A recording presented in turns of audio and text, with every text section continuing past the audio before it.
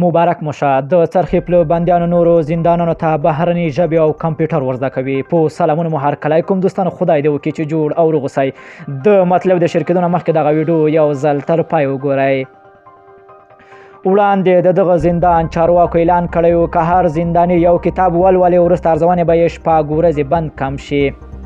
د افغانستان پوهنې وزارت د ځینو خصوصي مؤسسو په مرسته د افغانستان په څرخې پله زندان کې د بهرنیو ژبو او کمپیوټر د زده کړو بهیر پیل کړ.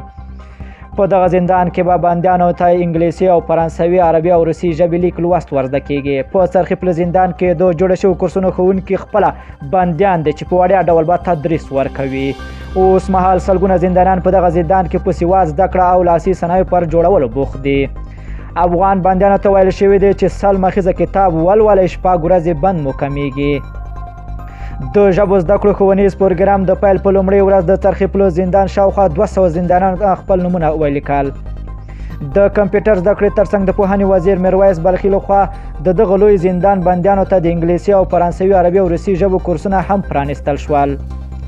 د پوهنې وزیر میرویس بلخي وایي بندیانو ته د بهرنیو ژبو او کمپیوټر زده کړو د هېواد زده کړې یوه لویه برخه ده. اوس مهال په ټول زندان کې نږدې 1700 زندانیان په سواد زده کړه بوخت دي.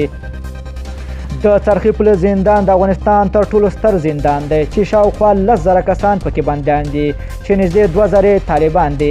دلته زندانیانو ته ځینې مسلکونه هم ورزده کیږي. د زندان چارواکي وایي د سواد زده کړې پروګرامونه به ټولو زندانو کې لري او د ژبو زده کړه به هم ورته پیل کړي.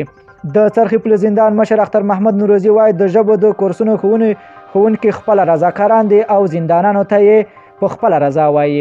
دوستانو که چیرته مو همدغه ویډیو خوښه شوې نو لایک او شیر یې کړئ. که غواړئ د تازه او دقیق خبرونو څخه خبر سه خو د لمر پریس چینل حتما د سره سبسکرایب کړئ. نور مو په پاک رب سپارم. الله مل شاه، خو وخت درته غواړم.